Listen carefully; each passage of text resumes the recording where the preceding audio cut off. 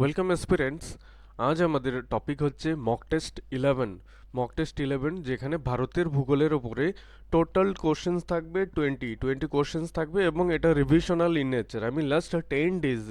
আমি গত 10 ডেজে যে জিওগ্রাফি সেগমেন্ট থেকে যে যে জিনিসগুলো পড়িয়েছি সেগুলো ঠিকঠাক তোমরা গ্রাস্প করতে পেরেছো কিনা তার ওপরই আজকের মক টেস্ট। এবং আমি একটা গুড স্কোর রেখেছি, যারা 15+ স্কোর করবে তারা তোমাদের প্রিপারেশনে ভালো স্টেজে রয়েছো এটা বলা যায়। এবং যারা 10 to 15 এই মার্কস পাবে, বলা যা বলা উম, বলতে পারো যে তারা একটা মডারেট বা অ্যাভারেজ স্টেজে রয়েছে। এবং যারা 10 মার্কসের কম পাবে তারা ভাববে যে তাদের প্রিপারেশন ঠিকঠাক নেই, তাদেরকে আরও অনেক ভালো করে পড়াশোনা করতে হবে। তো আমি প্রতিটা কোশ্চেনের জন্য 10 সেকেন্ডস 10 সেকেন্ড করে টাইম রেখেছি। যদিও এক্সামে তোমরা 10 সেকেন্ডের বেশি পাবে, কিন্তু সেখানে ম্যাথস, জিআই থেকে শুরু করে আরও অন্যান্য বিষয়গুলো থাকবে যেখানে ক্যালকুলেশনসের প্রয়োজন হবে, কিন্তু এখানে কোনো ক্যালকুলেশনসের প্রয়োজন নেই, অনলি ইনফরমেশন বেসড। তাই এখানে কোশ্চেন কিন্তু টাইম কিন্তু আমি কম রেখেছি। তো চলো আমরা চলে যাচ্ছি আজকের মক টেস্ট সেগমেন্টে। So let's start. First question যেটা রয়েছে, পশ্চিমবঙ্গের কোথায় উলফ্রাম খনিজ পদার্থ পাওয়া যায়?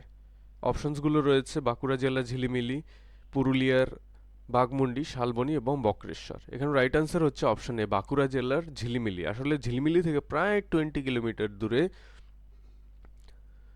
উলফ্রাম খনিজ পাওয়া যায় বাঁকুড়া জেলায়। চলো আমরা নেক্সট কোশ্চেন দেখবো। নেক্সট কোশ্চেন, নোয়া ভ্যালি বা নেই ভ্যালি তাপবিদ্যুৎ কেন্দ্র কোন রাজ্যে অবস্থিত? অপশনগুলো দেখে তোমরা সঠিক অ্যান্সার মার্ক করে নাও। এখানে রাইট অ্যান্সার হচ্ছে তামিলনাড়ু। আসলে নোয়া ভ্যালি হলে এর প্রোনাউন্সিয়েশন তোমরা নেইভেলিও করতে পারো, NEYVELLY, নেইভেলি, VELIও হয়।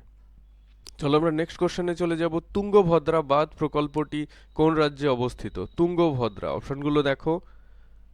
10 সেকেন্ডসের মধ্যেই তোমরা রাইট অ্যান্সার মার্ক করে দাও। এখানে রাইট অ্যান্সার কর্ণাটক। আশা করি তোমরা মার্কস ঠিকঠাক পাচ্ছ। গর্জন কোন শ্রেণীর বৃক্ষ? পর্ণমোচী না চিরহরিৎ, নাকি উভয়ই, না কোনোটিই নয়? গর্জন হচ্ছে, সরি, এটা ভুল মার্ক করা হয়েছে, এটা ঠিক করে নেবে। গর্জন হচ্ছে চিরহরিৎ বৃক্ষ। গর্জন কিন্তু চিরহরিৎ বৃক্ষ। এখানে মার্কিংটা ভুল হয়েছে।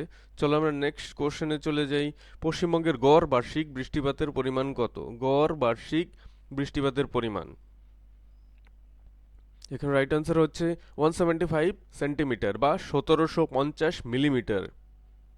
দুটো যে কোনো একটি অপশনে থাকলে সেটাই হবে রাইট আনসার। নেক্সট কোশ্চেন দেখো, জাতীয় বননীতি কত সালে গৃহীত হয়?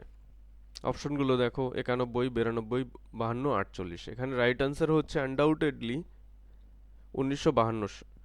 স্বাধীন ভারতের প্রথম বননীতি গৃহীত হয় এবং এই বননীতিটির কিছু সংস্করণ এবং পরিমার্জন করা হয় 1988 সালে, 1988। অর্থাৎ বর্তমানে যে বননীতি চলছে তার বেস ইয়ার 1952, এবং পরবর্তীকালে সংস্করণ, পরিমার্জন এবং পরবর্তী বননীতি গৃহীত হয় সেটা হচ্ছে 1988 সালে, 1988। চলো আমরা নেক্সট কোশ্চেন দেখব। প্যাংগাং বা পিয়াংগাং হ্রদ কোথায় অবস্থিত? তিব্বত, সিকিম, লাদাখ, তাওয়াং। এটি লাদাখে অবস্থিত। কিছুদিন আগে প্যাংগং লেকের কাছাকাছি ভারতীয় এবং চীনা সেনাদের মধ্যে একটা ঝাড়প হয়েছে, হাতাহাতি হয়েছে। তোমরা সেই সময় এই লেকটির কথা জেনেছো, এবং বছরের বেশিরভাগ সময়ই 0 ডিগ্রির নিচে টেম্পারেচার থাকার কারণে এই লেকটি জমেই থাকে। তো চলো আমরা নেক্সট কোশ্চেন দেখব। ভেম্বানাদ, ভেম্বানাদ উপহ্রদ আছে কোন উপকূলে? ভেম্বানাদ কোন উপকূলে অবস্থিত? এখানে রাইট অ্যান্সার হচ্ছে কেরালা। কেরালার উপকূলে ভেম্বানাদ উপহ্রদটি অবস্থিত। এবং কেরালা উপকূল মানে মালাবার উপকূল, এটা মনে রাখবে। এবং কেরালার ভাষা হচ্ছে মালায়ালাম। তাহলে এখানে রাইট অ্যান্সার হচ্ছে মালাবার, মালাবার উপকূল। যদি কেরালা উপকূল থাকতো তাহলে সেটাই কিন্তু রাইট অ্যান্সার হতো। যেটাই থাকবে সেটাই রাইট অ্যান্সার, কেরালা উপকূল বা মালাবার উপকূল। আর করমণ্ডল উপকূল হচ্ছে মেইনলি তামিলনাড়ুর উপকূল। কোঙ্কণ হচ্ছে গোয়া, মহারাষ্ট্রের কিছু অংশ, গোয়া উপকূল। কাথিয়াবার হচ্ছে গুজরাট উপকূল। নেক্সট কোশ্চেন, কোলার হ্রদ, এটাকে কোলেরু হ্রদও বলা হয়, কোন দুটি নদীর সংযোগস্থলে অবস্থিত? এটি দক্ষিণ ভারতের একটি অত্যন্ত গুরুত্বপূর্ণ হ্রদ। এখানে রাইট আনসার হচ্ছে কৃষ্ণা ও গোদাবরী। কৃষ্ণা ও গোদাবরী নদীর ঠিক মাঝখানে কোলেরু বা কোলার হ্রদ অবস্থিত।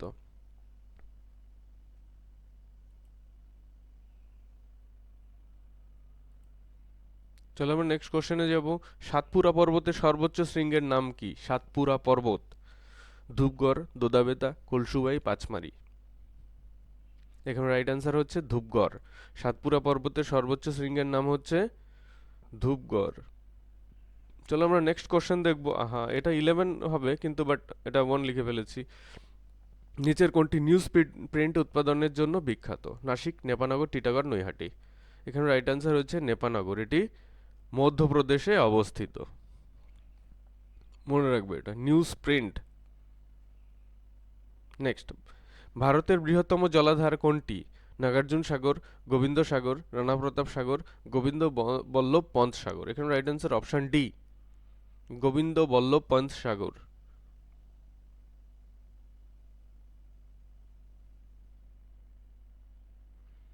তো চলো আমরা নেক্সট কোশ্চেনে চলে যাই। কয়না কোন নদীর উপনদী? কাবেরী, গোদাবরী, কৃষ্ণা, তাপ্তি। মার্ক করে নাও রাইট আনসার কৃষ্ণা। এখানে রাইট আনসার হচ্ছে কৃষ্ণা। কৃষ্ণা, কয়না হচ্ছে কৃষ্ণার একটি ট্রিবিউটারি বা উপনদী। নেক্সট কোশ্চেন, নিচের কোন বন্দরটি পশ্চিম উপকূলে অবস্থিত নয়? এখানে রাইট আনসার হচ্ছে নিউ তুতিকোরিন।